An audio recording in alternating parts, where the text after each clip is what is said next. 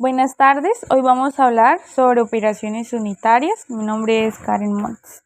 Vamos a empezar hablando por la destilación. Ese es un proceso de separación de mezclas que se basa en la diferencia de puntos de ebullición de los componentes. Por lo general se utiliza para separar o purificar líquidos al calentar una mezcla hasta que uno o más de sus componentes se evaporen y luego condensar el vapor para obtener el líquido separado. Como observamos en la imagen, existen dos tipos de destilación. Está la destilación simple, la cual es el proceso de separación que utilizan cuando los componentes tienen puntos de ebullición significativamente diferentes, mientras que la destilación fraccionada es cuando los líquidos tienen un punto de ebullición muy cercanos. En la imagen podemos observar la destilación fraccionada o continua. Encontramos las partes donde dice F de X, esa es la alimentación. Y tenemos dos partes, que es la sección enriquecida y la sección agotadora. La enriquecida es la que es rica en volátiles, donde el componente con un mayor punto de volatilidad se va a concentrar en forma de vapor, mientras que la sección agotadora está de los menos volátiles en forma de condensado. Pueden existir dos tipos de columna, que es la de empacadas, en las cuales hay contacto continuo, y la de platos, donde hay contacto discontinuo. En esta diapositiva podemos observar las partes de la columna más globalizadas. Es decir, tenemos la columna de destilación, la cual se divide en dos principales partes, que es el tope o rectificación, que es la que concentra, y la zona de empuje, que está debajo de la alimentación. El tope es donde se concentran los volátiles o el vapor y pasa al condensador, mientras que la zona de empuje es donde está el producto de fondo. En la imagen de la derecha podemos ver que el sistema se controla por diferentes válvulas, que son las que permiten el paso del fluido. Y también tenemos las líneas de enfriamiento, que es donde están los diferentes intercambiadores de calor. Vamos a hablar un poco de cómo funciona la destilación o la columna de destilación. Primero tenemos que alimentar el sistema de agua. Esta empieza a calentar el agua gradualmente. Como se observa en la imagen, el color azul es donde se alimenta la columna de agua y rojo, vapor por calefactor, que está por carcasas. Ahí todavía no ocurre nada, pero gradualmente se calienta el líquido. Después pasa al plato de alimentación. En el plato observamos que hay diferentes campanas, que es donde la burbuja entra y sale. Esto que le proporciona al sistema mayor resistencia y contacto. Bueno, ¿qué pasa acá? El agua cae en el plato de alimentación y cuando esto se inunda, se rebosa y pasa al plato inferior y así sucesivamente hasta llenar todos los platos de la columna. Pero hay que tener en cuenta que todavía no se genera vapor en este punto. En el último plato observamos que existe un tubo. Entonces, cuando ya el agua alcanza el nivel del tubo, cuando ya alcanza este nivel, pasa por el tubo y empieza a llenar el rehervidor, que también puede ser una caldera. En la parte de abajo de la columna de destilación habíamos dicho que se concentraba el producto de fondo, pero ahí también hay un intercambiador de calor del cual sale producto subenfriado, pero hay que tener en cuenta que ahí todavía no hay vapor, toca activarlo. ¿Y cómo lo activamos? Pues con las válvulas, como dijimos que estas controlan el flujo. Entonces, al abrir la válvula del rehervidor, esta empieza a inyectar vapor. Entonces, ¿qué pasa? El condensado, o sea, el líquido que se encuentra en el hervidor, empieza a calentarse hasta convertirse en vapor.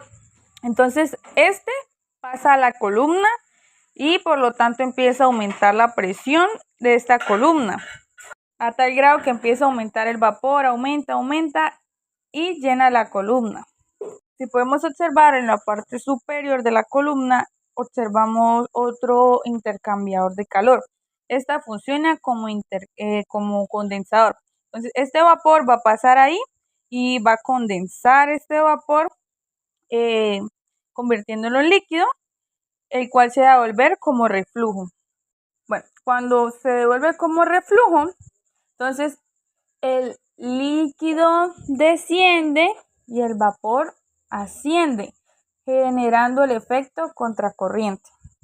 Todavía no se genera el burbujeo, pero a medida que el rehervidor se va calentando, pues va aumentando la presión hasta tal punto que se genere el burbujeo. Pero ustedes se preguntarán, ¿por dónde pasa el vapor?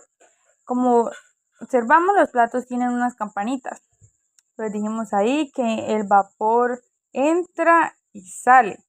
Pero por lo menos esta es una columna por campanas, pero cuando es de platos, los platos traen como unas aberturas por donde pasa el vapor. A medida que va aumentando la temperatura en el rehervidor, va aumentando la presión. Entonces se genera un gradiente de temperatura y pues se genera un perfil. Algo que tenemos que tener en cuenta es que cuando aumenta el reflujo, también aumenta el enfriamiento en el tope. En el burbujeo en la campana de los platos, este dispositivo que permite mejorar el tiempo de residencia y aumentar el delta V. Ahora vamos a hablar un poco de otro tipo de columna, como es la columna empacada. Esta, pues como se observa en la imagen, los empaques pueden tener diferentes formas y tamaños. ¿Cuál es su objetivo? Aumentar el área de contacto entre el líquido y el gas para mejorar la absorción de los gases. ¿En qué tipo de operaciones se utiliza este tipo de columnas? Se utilizan la absorción, desorción y destilación. ¿Qué tipos de empaques se pueden utilizar en este tipo de columnas? Entonces tenemos dos principales, que es el empaque al azar. Puede ser anillo rasguir, ver, plástico, metal o introducido sin orden. Y tenemos los empaques estructurados, que son superficies corrugadas o paneles que optimizan el área y reducen la resistencia del flujo. Algo que debemos resaltar es que a diferencia de la columna de platos, aquí no hay etapas discretas, o sea, la interacción se da a lo largo de toda la altura del lecho que contiene el empaque. Tenemos que también tener en cuenta que a nivel industrial, la temperatura, la presión, los tipos de empaque, la naturaleza de los componentes y el tipo de fluido afectan la transferencia de materia y la caída de presión. Vamos a hablar un poco de otro tipo de operación, que es la de absorción con B. Esta se basa o consiste en poner en contacto un líquido para que se disuelva diferentes componentes del gas. Y pues el gas quede libre, pero que ya no contenga ese componente, pues que la idea es retirárselo. Para eso este método se utiliza para eliminar impurezas de los gases de combustión por lo general. Entonces hay que tener en cuenta que a menor tamaño de las burbujas, mayor será la difusión de un medio al otro. Entonces en la imagen tenemos un ejemplo de cómo funciona este sistema. Entonces, como se observa, el agua entra a presión por medio de un sistema como de ducha, donde circula el gas en sentido contrario. O sea, es lo mismo que decíamos en la columna de destilación. El gas asciende y el líquido desciende. Pero, a diferencia de la columna de destilación, estos no están en equilibrio y se utiliza o se establece una transferencia de masa entre ambos. Entonces decimos que una vez que el agua y caliza descienden como lluvia, se pone en contacto con el gas para retirar pues el componente que le queremos quitar. Normalmente se hace por contacto continuo o discontinuo, pues que sería en platos. Un ejemplo muy interesante de esta operación es, hemos observado que en las peceras hay burbujeo. Entonces, ¿cómo funciona esto? Nosotros introducimos el aire en el seno del agua de la pecera para oxigenar este medio. Es decir, parte de este oxígeno del aire es absorbido por el agua. Entonces, ahí es muy importante tener en cuenta lo que dijimos anteriormente, que a menor tamaño de las burbujas, mayor será la difusión de componentes de un medio al otro. ¿Cuáles son los tipos de absorción? Entonces, encontramos dos principales clasificaciones, que es la absorción física, o sea, no existe una reacción química entre el absorbente y el soluto. Sucede cuando se utiliza agua o hidrocarburos como disolvente. Y tenemos la absorción química. Se da una reacción química en la fase líquida, lo que ayuda a que aumente la velocidad de la absorción. Ahora vamos a hablar un poquito cuáles son esos criterios para elegir el disolvente. Entonces tenemos que hay que considerar la alta solubilidad del gas. Entonces el gas a eliminar debe disolverse fácilmente en el líquido absorbente para minimizar la eficiencia de absorción. Ahora vamos a hablar de otro tipo de operación, la cual es el secado. Esta consiste en la remoción de la humedad, agua o otro solvente de un sólido por medio de la aplicación de calor, facilitando así la transferencia de masa del solvente hacia una corriente de gas. Esta usualmente es aire. Bueno, vamos a hablar un poco cómo funciona un secador. Entonces, como dijimos anteriormente, este se encarga de eliminar la humedad del sólido. ¿Cómo lo hace? Pues separando el agua por medio de su evaporación a través de una corriente de aire caliente o seca. A veces en la industria, por lo general, se suele hacer una eliminación mecánica previa del agua, puede ser por prensado, filtrado o centrifugado. Pero en el secador lo que sucede es pues un secado térmico. Este ocurre cuando el aire caliente entra en contacto con el sólido húmedo, o sea, con el alimento. Provoca la evaporación del agua, la cual pasa al aire que aumenta su humedad. Este proceso cuando finaliza, cuando el contenido de humedad del sólido está en equilibrio con el aire circundante. ¿Qué quiere decir esto? Que en este proceso, en esta operación, ocurren dos fenómenos simultáneos. Uno, que es la transferencia de materia, que es donde se mueve el agua desde el interior del sólido hacia la superficie, puede ser por capilaridad o difusión, y entra al aire. Y luego tenemos la transferencia de calor, que esta va del aire al sólido, facilitando que la evaporación. ¿Cuál es la aplicación del secado? Se aplica en la industria alimentaria, pues como vemos en la imagen, lo utilizamos diariamente, hasta en la casa, para hacer una torta, para todo. Para la industria farmacéutica, para la parte de encapsulamiento, para la industria textil, química y cerámica. También se utiliza para conservar productos, facilitar su almacenamiento, mejorar su estabilidad y reducir su peso en volumen. ¿Por qué? Porque, como sabemos, los alimentos ricos en agua, pues aumentan el contenido microbiano. Y pues cuando pierde el agua, pues se reduce su peso y su tamaño, entonces va a ser más fácil almacenarlos. Vamos a hablar un poco de los tipos de secadores. En primer lugar tenemos el secador de bandejas, el cual es un tipo de secador indirecto al vacío con anaquel. Este tipo de secador pues es básicamente un gabinete de hierro con puertas herméticas que permite trabajar al vacío. ¿Qué pasa? En su interior se colocan las bandejas en las cuales está el producto húmedo. El secado se realiza mediante aire caliente. Se evapora la humedad sin contacto directo con el material. Esto contribuye a conservar mejor las propiedades del alimento y es ideal para productos sensibles al calor. El secador de túnel es tipo continuo. En este ocurre dentro de un túnel por el que se mueven bandejas o carretillas cargadas con el alimento o con el material. Se utiliza aire caliente que fluye generalmente en contracorriente respecto al movimiento del producto. Esto permite mejorar la eficiencia térmica. Este tipo de secadores es adecuado para procesos industriales de gran escala y pues con productos que tengan forma y tamaño relativamente uniformes, ¿no? Tenemos el secador rotatorio. Este consta de un cilindro hueco que gira sobre su eje con una pequeña inclinación. El material sólido entra por un extremo y se desplaza pues gradualmente mientras se encuentra con el flujo de aire caliente que va en contracorriente, o sea, en sentido contrario. Es útil pues para materiales granulados o en polvo y permite secado continuo con mezcla constante del producto.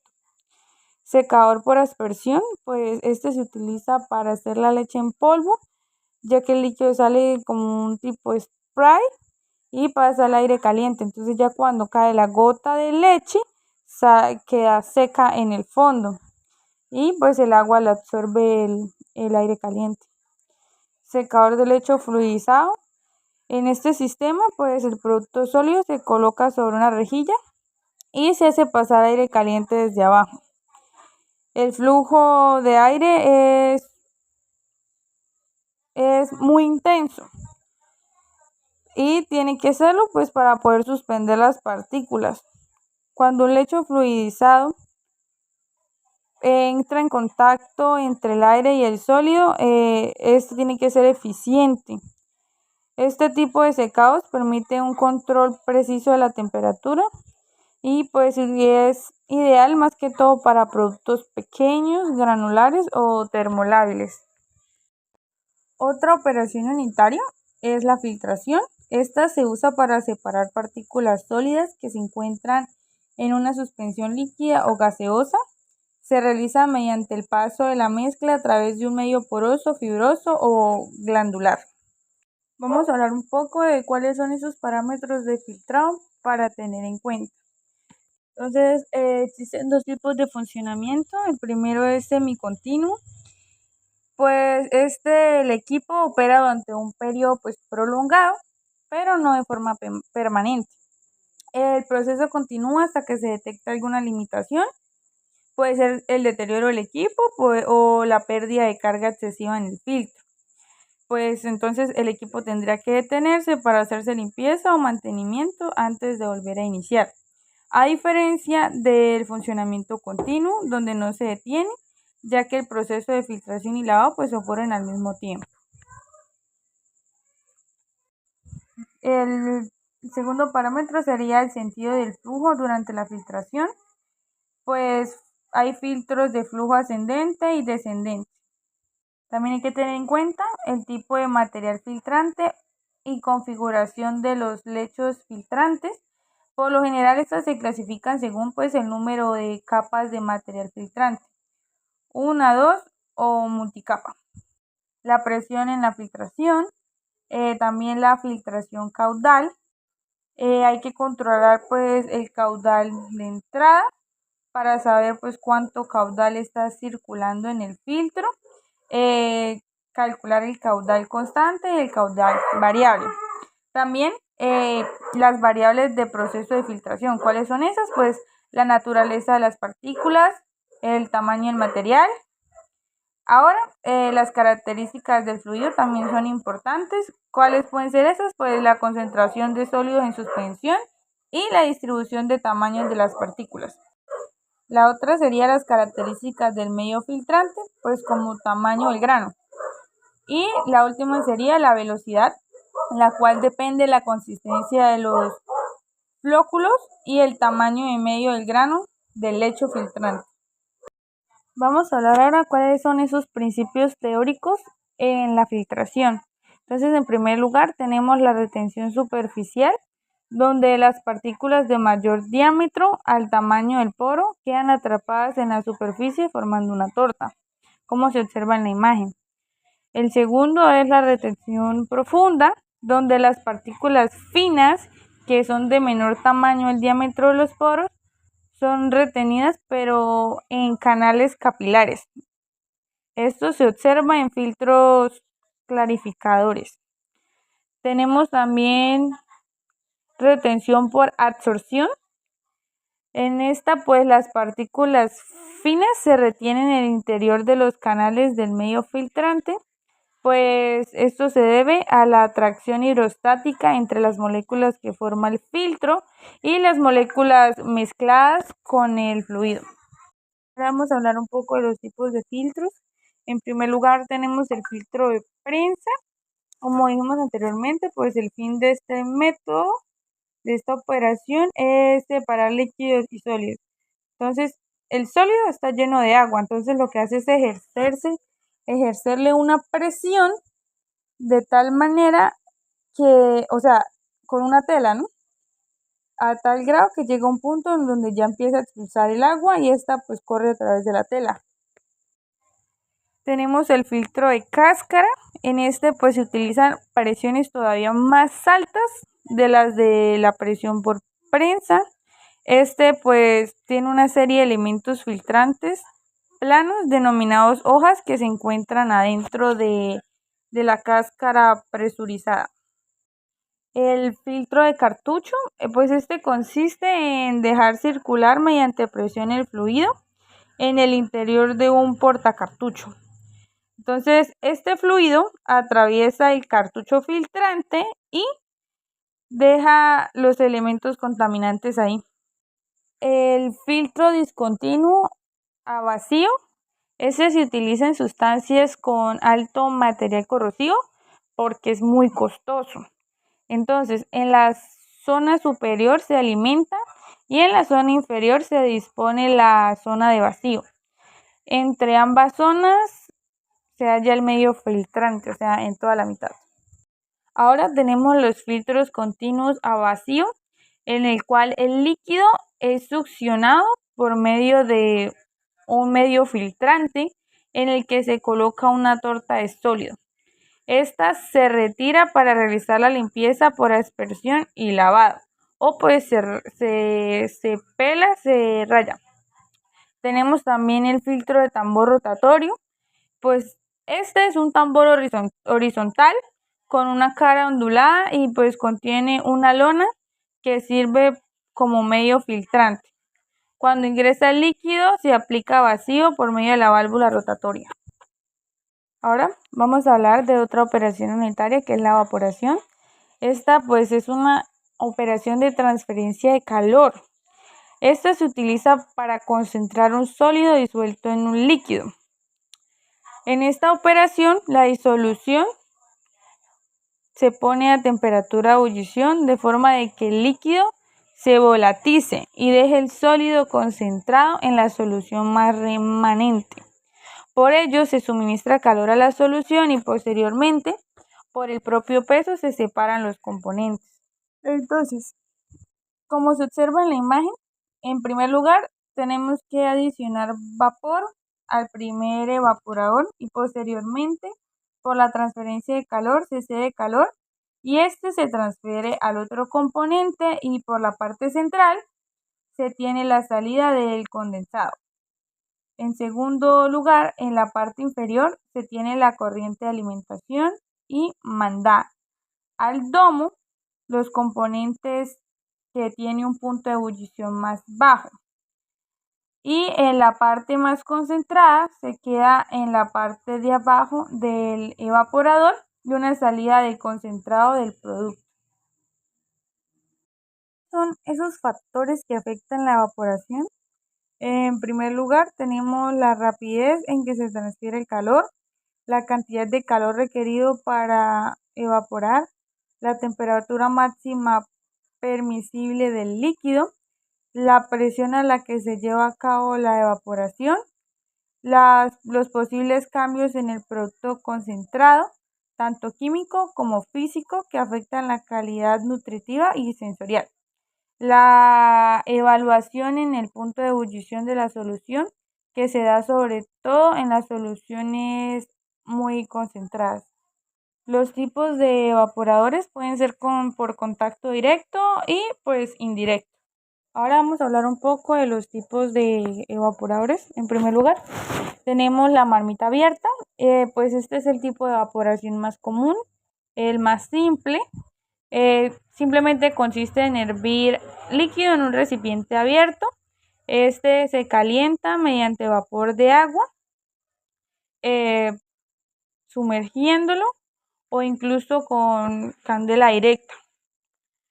Tiene una baja eficiencia ya que se pierde mucho calor y se usa mucho en procesos pequeños o industriales como en el hogar. Tenemos también el evaporador de tubos horizontales. Este tiene un principio de funcionamiento como un intercambiador de calor.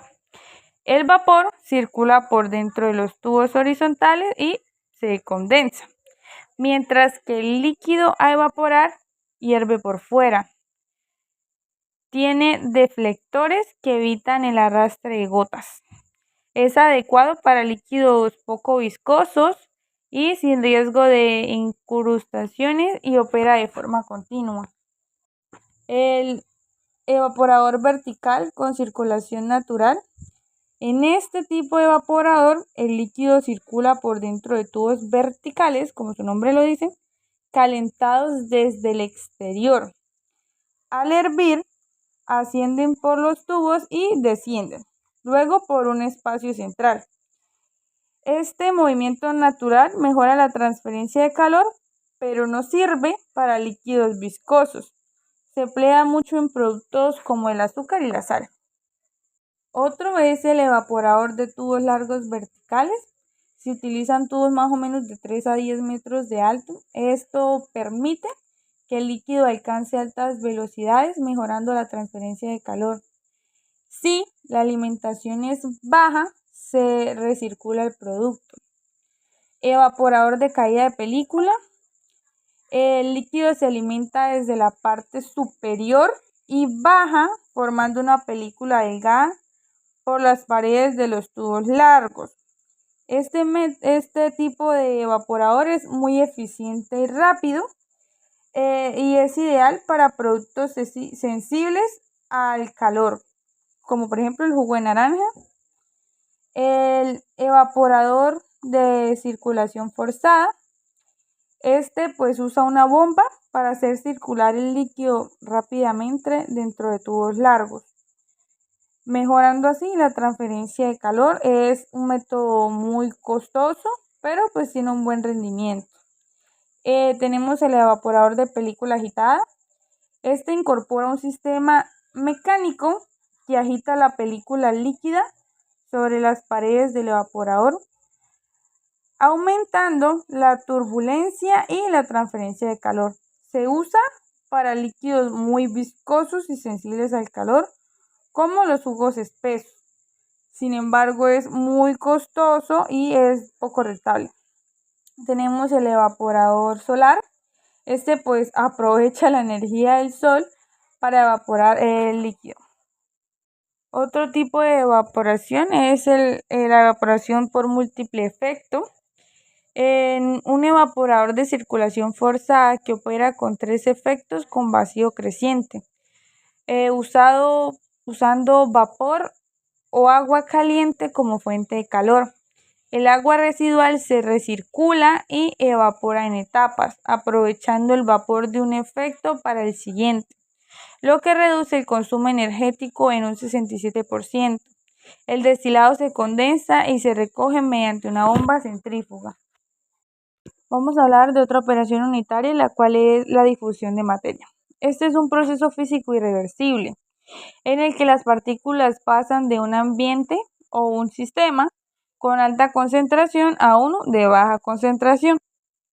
Se da por la diferencia de concentración, diferencia de temperatura, diferencia de presión o movimiento forzado, llamado agitación. Como se observa en la imagen de la izquierda, se observa que pues tiene alta concentración de partículas, las cuales son de color rojo y están en el fondo. Y a la derecha se observa la muestra, como después del proceso de difusión las partículas están uniformemente distribuidas en el líquido.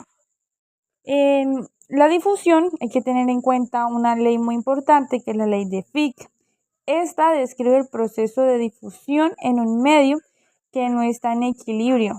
Relaciona el flujo difusional con las concentraciones, asumiendo un estado estacionario. Para ello hay que considerar que tiene que ser un estado estacionario, flujo difusional, y que se produce de la zona con más concentración hasta la zona de menos concentración.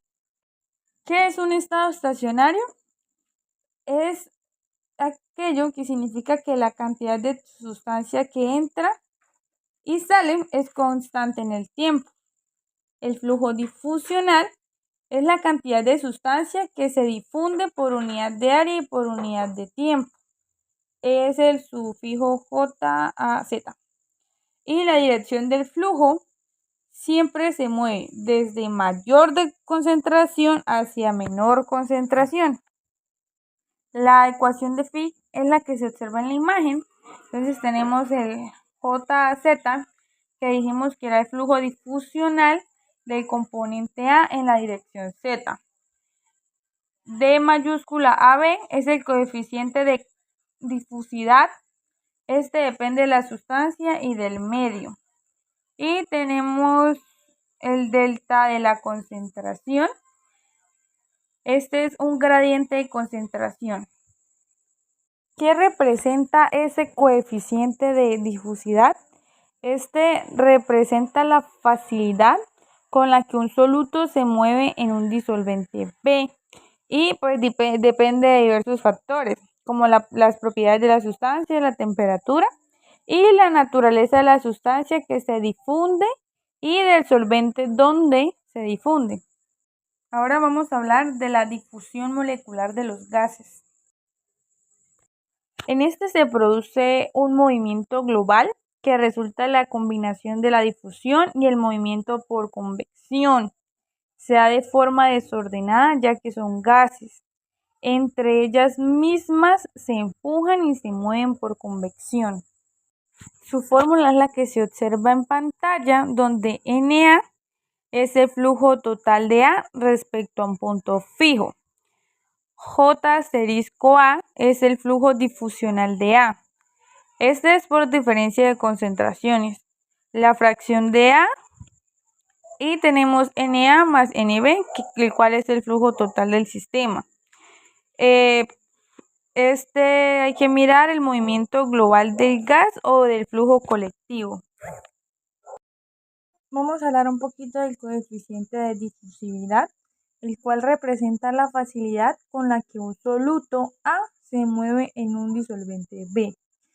Depende de diversos factores, entre ellos tenemos las propiedades de las sustancias, la temperatura, la naturaleza de las sustancias que se difunde y el soluto donde se difunde. Este se representa con D mayúscula AB. Soluto A se difunde en el solvente B. Difusión, hay casos particulares que es la contradifusión equimolar y la difusión a través de B en reposo. La contradifusión es aquella donde se difunde un gas a través de otro y viceversa, ambos a la misma velocidad pero en sentido contrario. Na igual a menos Nb, mientras que la difusión de a través de B en reposo se difunde un gas a través de otro en reposo B.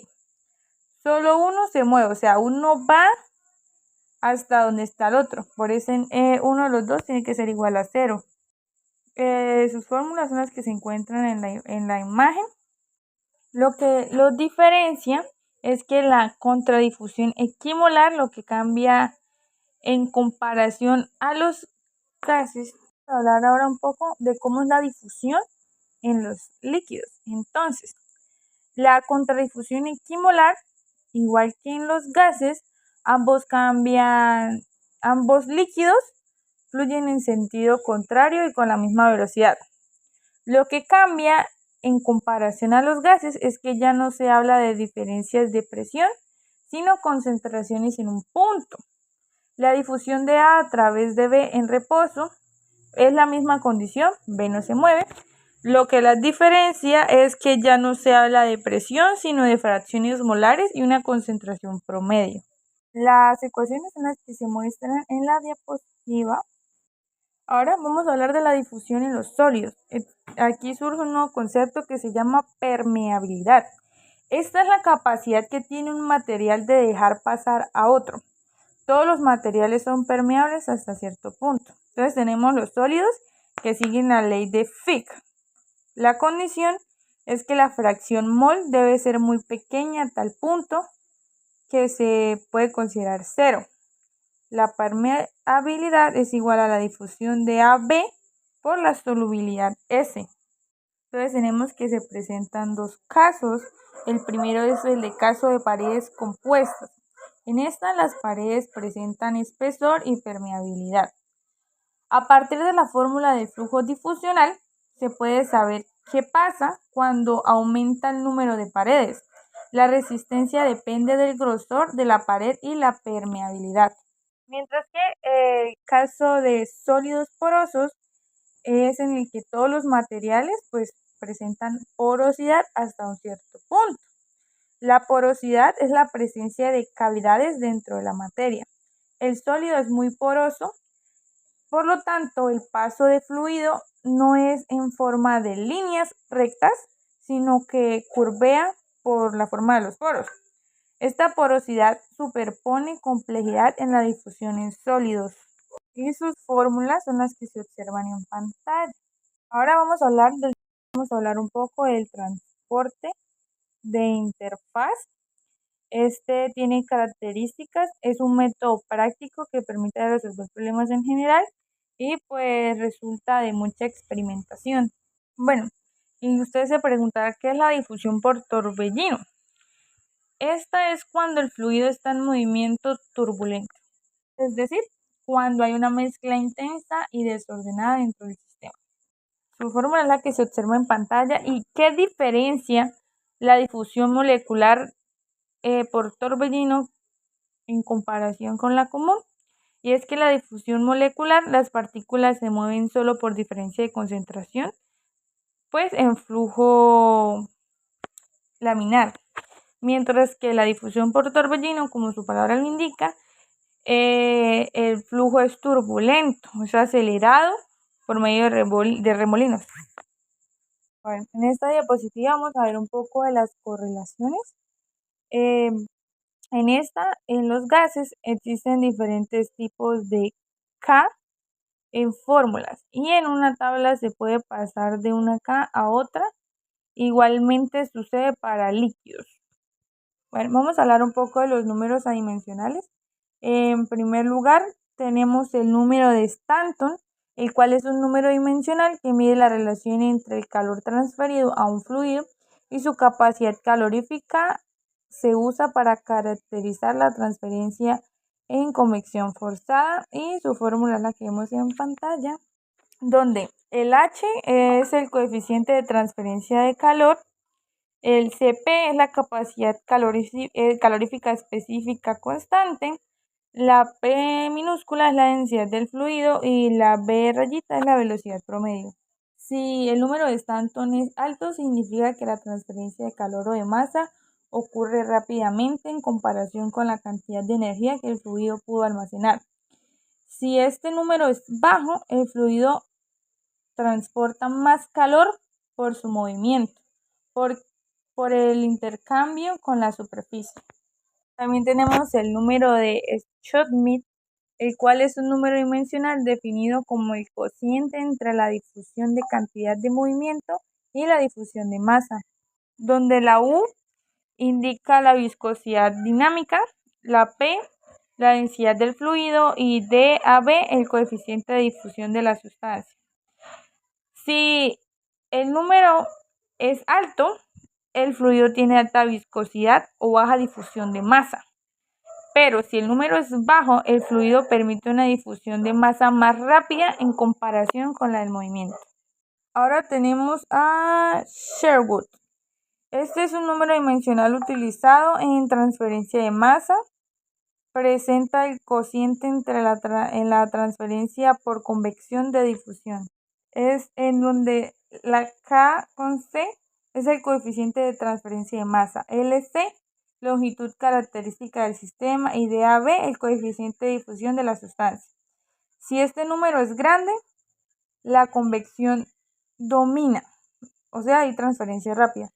Mientras que si el número es pequeño, la transferencia de masa depende más de la difusión molecular. Ahora vamos a hablar un poco de la transferencia de masa en dos fases. Esta es el proceso donde el componente A se transfiere de una fase origen a una fase de destino, pasando por una interfaz también llamada frontera entre ambas fases. Bueno, la difusión en la fase 1, el soluto, o sea, el componente A, se mueve desde el interior de la fase 1 hasta la interfaz. se describen mediante un coeficiente de transferencia de masa K1. Ejemplo, el vapor de un gas viaja hacia la superficie de un líquido. Ahora, el equilibrio en la interfaz. El componente A se equilibra entre ambas fases según una relación de equilibrio, o sea, la ley de Henry, ley de Rajoule. Aquí no hay resistencia significativa al paso. Y ahora en la difusión en la fase 2, el componente A se difunde desde la interfaz hacia el interior de la fase 2. Entonces se describe mediante el coeficiente K2. Hay que tener en cuenta que existen dos tipos de soluciones. Tenemos las ideales que siguen la ley de Rajoule. En este caso, la pendiente de la recta es la presión del vapor puro. Y tenemos las soluciones reales que siguen la ley de Henry. En este caso, la pendiente de la recta es la constante de Henry. Ahora vamos a hablar un poco de la ley de Henry. Esta es aquella que relaciona la concentración de un gas disuelto en un líquido con su presión parcial en la fase gaseosa. PA es igual a H por CA. Pero cuando se analiza la transferencia de masa, por ejemplo, absorción de gases, se considera la resistencia al paso del soluto desde el gas al líquido. Esta resistencia se analiza como si fuera un circuito en serie y se expresan los flujos con coeficientes de transferencia de masa. Como se muestra en la imagen, existen diferencias entre dos casos según el valor de H, que es la energía, la entalpía. Si H es pequeña, el gas se disuelve fácil, o sea, la resistencia principal está en el gas. La fase controladora es la gaseosa. Si H es grande, el gas es poco soluble, o sea, la resistencia principal está en el líquido y entonces cambiaría. La fase controladora sería el líquido.